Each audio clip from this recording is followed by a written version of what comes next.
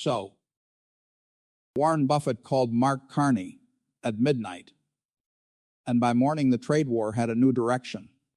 Not a government official, not a diplomat, not a trade representative, or a senator, or a member of any formal negotiating body. Warren Buffett, a 94-year-old private citizen from Omaha, Nebraska, who holds no official role in American trade policy, no diplomatic credentials, and no authority to speak for either government. He picked up the phone at 11:47 on a Tuesday night and called the Prime Minister of Canada. The call lasted 11 minutes.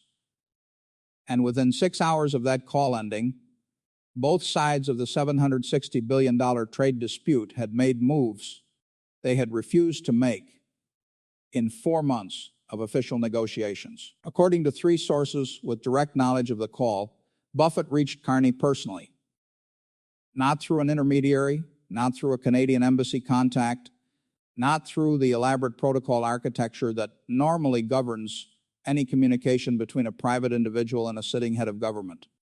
He reached him through a number that Carney, according to those sources, had given Buffett personally at an international economic forum 6 years earlier, with a specific instruction: if you ever believe something is important enough to call about, this is how you reach me. Buffett decided this was important enough. By 4 a.m, Carney's chief of staff had made 2 calls of her own, one to the Canadian ambassador in Washington, one to a senior official in the office of the United States Trade Representative. By 7, the Uster had called the White House.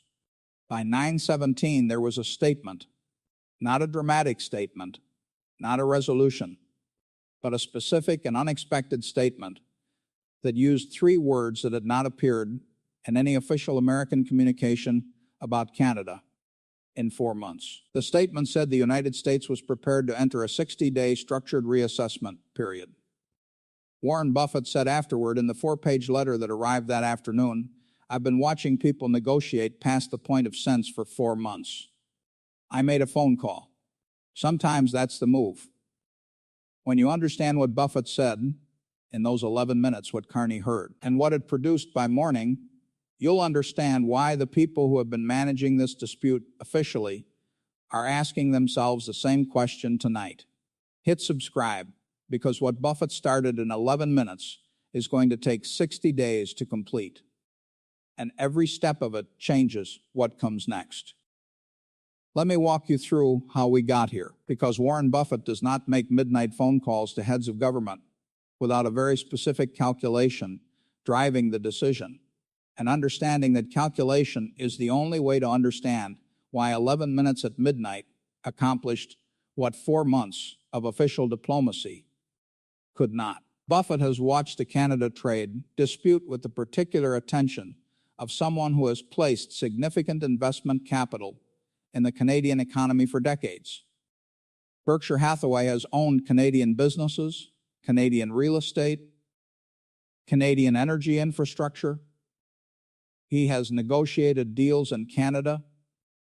He has sat across from Canadian executives, Canadian regulators, Canadian government officials over the course of a 50-year investment history in the country. He understands the Canadian economy not as a geopolitical abstraction, but as a set of specific relationships, specific industries, specific businesses with specific characteristics that he has spent decades observing from the position of an investor who has skin in the outcome. When the 25% tariff was announced, Buffett did not need a Treasury Department briefing to understand its implications. He understood them before the press release finished loading. For the first 2 months of the dispute, Buffett operated as he has always operated during trade disputes that do not yet require his direct involvement. He watched. He made no public statements. He gave no broadcast interviews. He released no letters to investors and no op-eds to newspapers. He watched the official diplomatic process proceed with the patience of someone who has seen official diplomatic processes resolve situations that initially appeared irresolvable, because the economic gravity of the relationship involved eventually asserted itself against the political momentum that was temporarily overriding it. He believed the structural logic of this relationship, $760 billion annually, $14.2 billion every single day, would ultimately produce the rational outcome that the economic logic demanded. In the third month, something changed his assessment. Not a single dramatic event. An accumulation, a set of data points arriving through Berkshire's own economic monitoring operations that gave him a picture of what was happening to the $14.2 billion daily flow at a granularity that no government briefing was producing.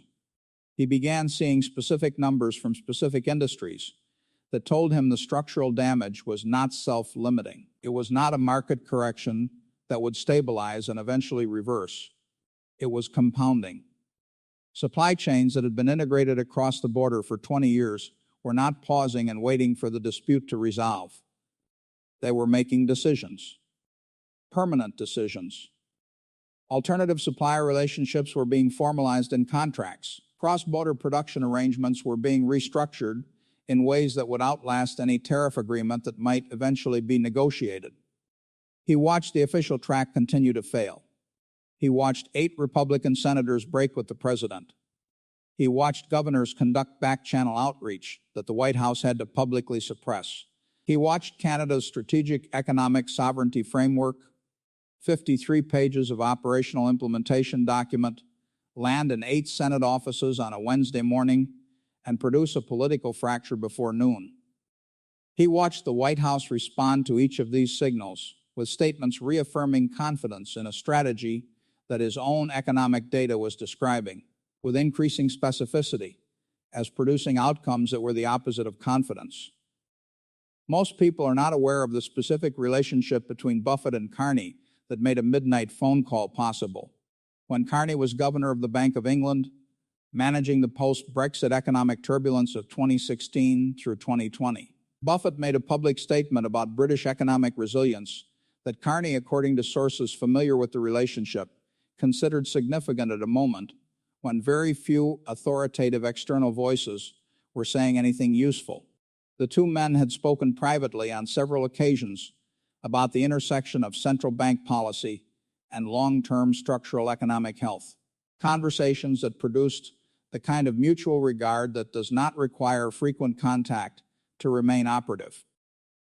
Carney had given Buffett a direct number. Buffett had, until 11:47 on a Tuesday night, never used it. The night he used it, according to a source familiar with his thinking, Buffett had been reading a specific economic projection that Berkshire's own team had produced, modeling the timeline to what the analysis called structural irreversibility, the point at which the supply chain rerouting and institutional redirection would have produced enough permanent alternative arrangements that the pre-dispute architecture of the $14.2 billion daily relationship could not be meaningfully restored. The projection was not measuring years. It was measuring months. He picked up the phone. There is a specific detail about that night that has not appeared in any official account and that was shared by a single source with direct knowledge of the period preceding the call. In the week before the call, Buffett had received separate, unsolicited communication from 2 senior Canadian business figures he had known for years. Not political communications, not lobbying, simply the kind of direct, candid assessments that people who have spent decades in business send to each other when they believe the person receiving the communication needs to hear something clearly. Both communications, according to the source, said the same thing in different language. The window is closing faster than anyone in Washington understands. One of them used a phrase that, according to the source, Buffett later repeated in private. The phrase was, "Once the roots change, they stay changed." It was 11:47 in the evening in Omaha, which made it 12:47 in the morning in Ottawa. Buffett has never been a late-night person. His stated preference, documented in decades of profiles, is for early nights and early mornings, the schedule of someone who believes in the value of rest and does not romanticize the drama of working past midnight. The call was placed at a time that was, by his own preferences, well outside his normal hours. That detail matters. It is a signal about the weight of what he had decided. He was at his home on Farnham Street in Omaha, the house he has lived in since 1958, purchased for $31,500, in a neighborhood that has evolved around it, while the house itself has remained the same. A house that, by any contemporary standard of wealth at his level, is remarkable primarily for its ordinariness. A house where a man who could afford any address on earth has chosen, for 66 years, to remain in the room where his thinking has always done its best work. He did not have a prepared document in front of him. No talking point sheet. No agenda. No objectives list prepared by a staff team. According to sources familiar with his approach to high-stakes personal conversations, Buffett operates from a specific philosophy. When the conversation matters enough to require precision, he knows what he wants to say before he picks up the phone. And he says it without the mediation of a prepared text, because the mediation of a prepared text produces conversations that proceed smoothly toward no destination. He was going to say three things. He had decided what they were. He dialed. The call connected after 2 rings. Mark Carney was awake. He is, by reputation and by the operational requirements of his role, a man who sleeps lightly when situations demand it. He answered. What followed lasted 11 minutes. That number is specific and it carries weight. 11 minutes is not casual. It is not a brief social exchange or a courteous check-in. But it is also not a negotiation. You cannot negotiate the resolution of a 4-month trade dispute in 11 minutes. What you can do, if both parties understand each other and the situation with sufficient precision, is change the premise on which the situation is being understood. You can clear the ground. You can say, here is what I believe is actually true, separate from what either side has been saying publicly, and here is what I believe needs to happen. You can give the other person a frame that is more useful than the one they arrived at the conversation with. According to sources with knowledge of what was communicated in those 11 minutes, Buffett said 3 things. He said them clearly, in sequence, with the deliberate economy of someone who had thought about exactly this conversation for longer than 11 minutes. The first was an economic statement. He told Carney that the structural damage timeline Berkshire's analysis was producing was shorter than any official communication from either government had acknowledged. The point of irreversibility, the point at which the supply chain rerouting and institutional redirection that both sides had been treating as temporary would solidify into permanent structural change, was nearer than the people managing this dispute on the official track had calculated or communicated. He said, you have less time than the official position of either side suggests. The second was a specific observation about the American domestic political situation. He said that the fracture in the Republican Senate coalition, the 8 senators, the governor's back channel outreach, the accumulating evidence of domestic pressure had created a window of political opportunity that was genuine but not permanent. He said the political conditions for a resolution had improved significantly in the preceding weeks, but that without an action from the Canadian side that gave the American side a specific, concrete, face-saving framework to step through. The window would close without being used. He said, the door needs to be visible and it needs to be easy to walk through. The third thing was what produced the silence on the Canadian side of the line. Buffett said, I believe you have built something extraordinary in the past 4 months. The strategic framework you released is a serious document. The counter-tariff architecture is disciplined and well constructed. You are in a stronger structural position than you were when this began. And I believe the strongest position you can occupy for the next 20 years of this relationship is the position of the party that provided a reasonable door when the other side needed one. There was silence on the Canadian end. 11 seconds. And then Carney said the thing that Buffett, according to those familiar with his account of the call, described afterward as the most precise response he had received from any public official in the course of this entire dispute. Carney said, tell me what a reasonable door looks like. The call ended at 12:58 in the morning, Ottawa time. Buffett set the phone down on the table in the house on Farnham Street.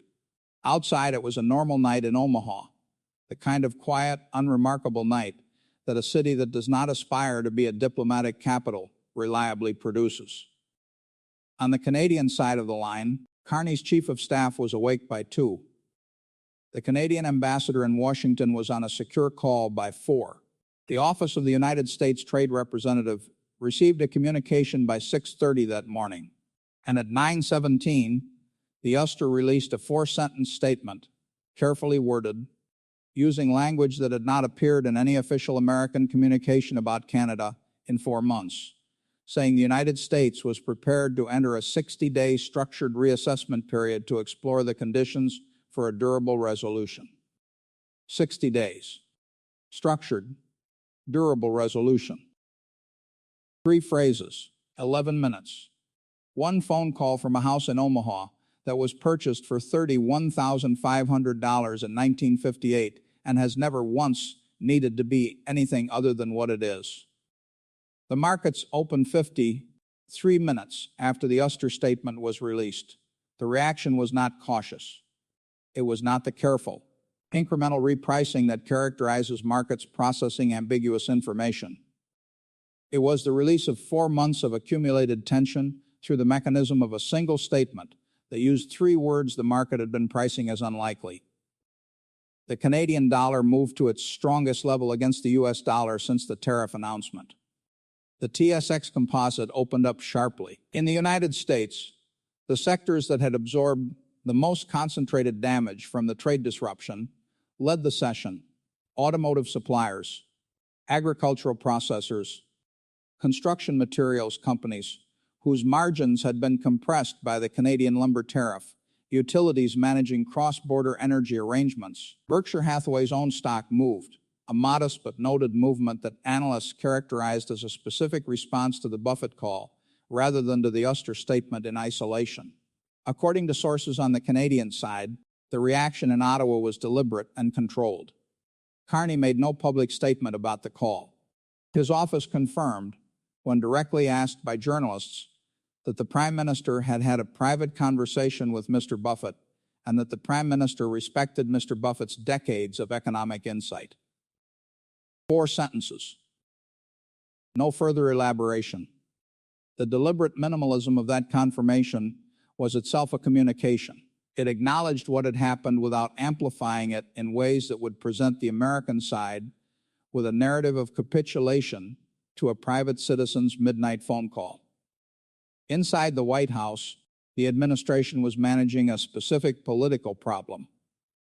The official position for 4 months had been that the strategy was working, that the pressure was producing results, and that no outside intervention was required or relevant.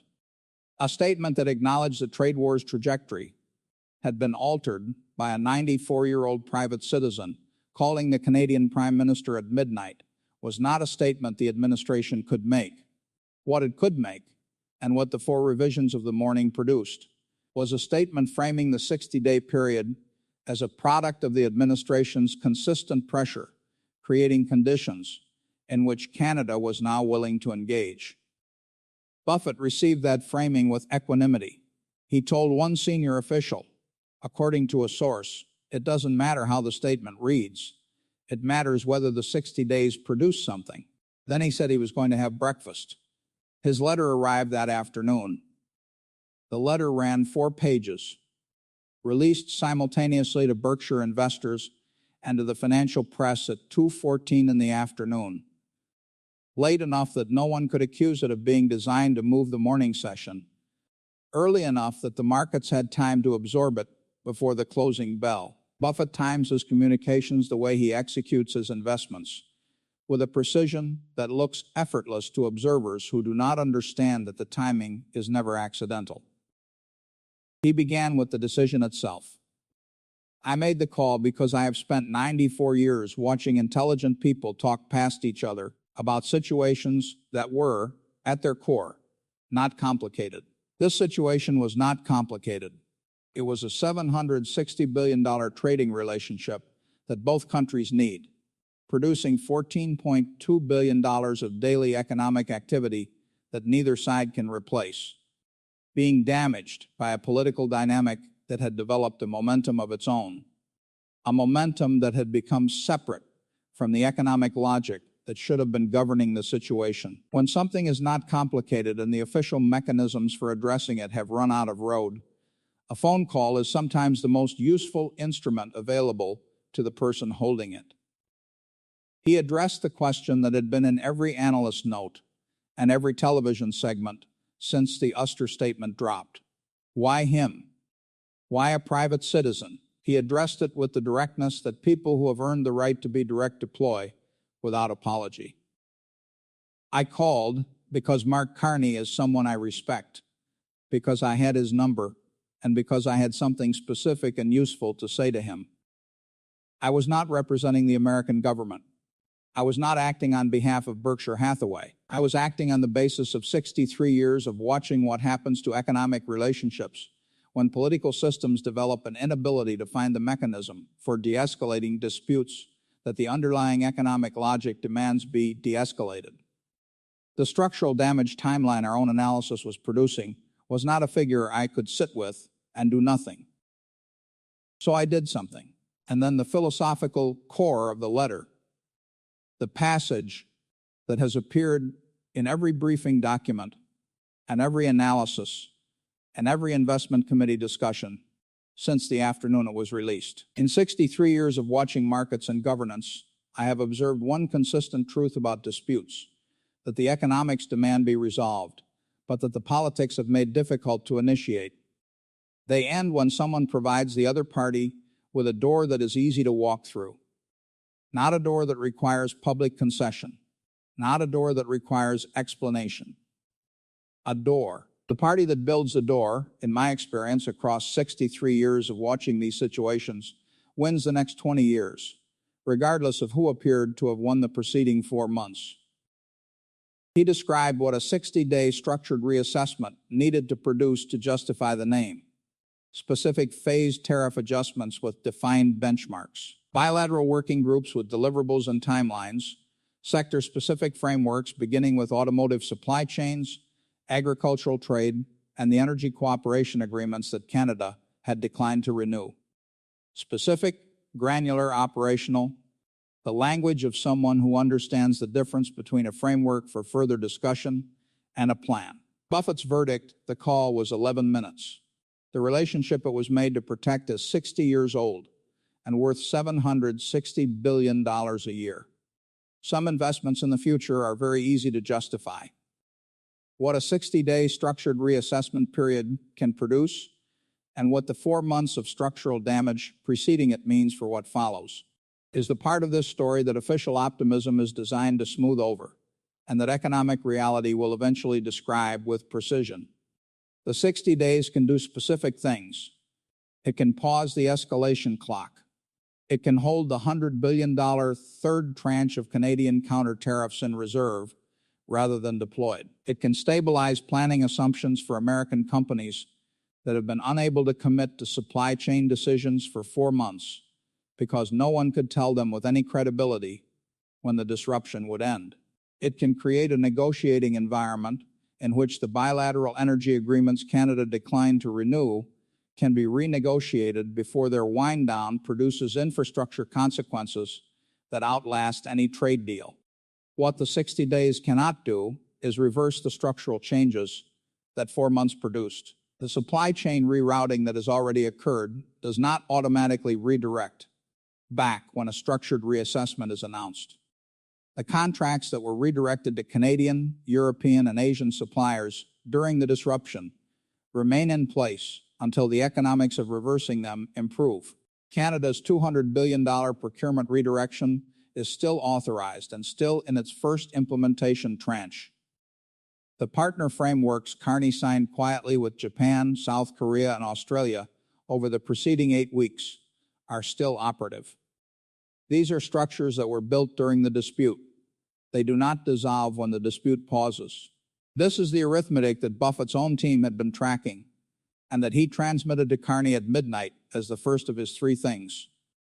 A 60-day window is not a resolution. It is an opportunity. What happens inside it determines whether the structural damage stops compounding or whether the window simply defers the compounding by 60 days, while both sides position for the next phase.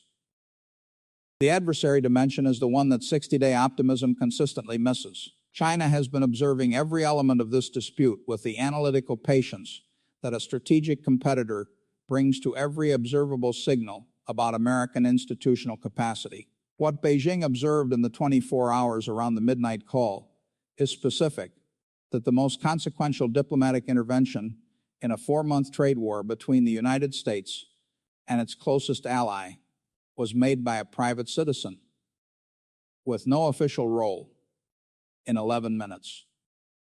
The formal apparatus, the State Department, the USTR, the bilateral summit calls, failed for 4 months to produce the 3 words that appeared in the 9/17 statement. One phone call produced them in one night. That observation is being processed in rooms that do not issue press releases. It is being incorporated into strategic assessments of American institutional capacity that will inform decisions far beyond the scope of this trade dispute. 11 minutes in a 60-day window. The calculations being made from that data are going to run much longer than 60 days. What Warren Buffett did at 11:47 on a Tuesday night, dialing a number given to him 6 years earlier with the words, "Call me if you ever think something is important enough," was not a diplomatic intervention in the formal sense. He had no authorization. He represented no institution. He carried no mandate from any government or any office. He was a 94-year-old man in an ordinary house in Omaha, Nebraska, who had looked at the available information and made the specific calculation that he had something useful to say to someone who could act on it. The $760 billion relationship, $14.2 billion every single day, 11 minutes on a Tuesday night, 60 days that begins now. Warren Buffett wrote in the final sentence of a 4-page letter released at 2:14 in the afternoon that some investments in the future are very easy to justify. The sentence carries its full weight only when you understand what he had been watching for 4 months. The compounding damage, the structural rerouting, the irreversibility approaching on a timeline that the official communications from both sides had been systematically refusing to acknowledge. He watched all of that. He made a calculation. He picked up the phone. In 63 years of watching the intersection of markets and governance, Buffett has never believed that the most important decisions are made in the most important rooms. He has believed and has said and has demonstrated across 6 decades of evidence that the most important decisions are made by the people who have done the work of understanding what is actually true and who act on that understanding at the moment when acting on it can make a difference. At 11:47 on a Tuesday night, Warren Buffett decided he was that person. The 11 minutes that followed produced more movement than 4 months of official process had managed to generate. The 60 days that begins now will determine whether the movement was the beginning of a resolution or the pause before the next escalation. What happens inside those 60 days is the story that comes next. And it begins with the question Carney asked at 12:51 in the morning, 31 seconds into the silence that Buffett's third point had produced. Tell me what a reasonable door looks like. The answer to that question, and whether both sides can build it in 60 days, is what the next chapter of the $760 billion relationship depends on.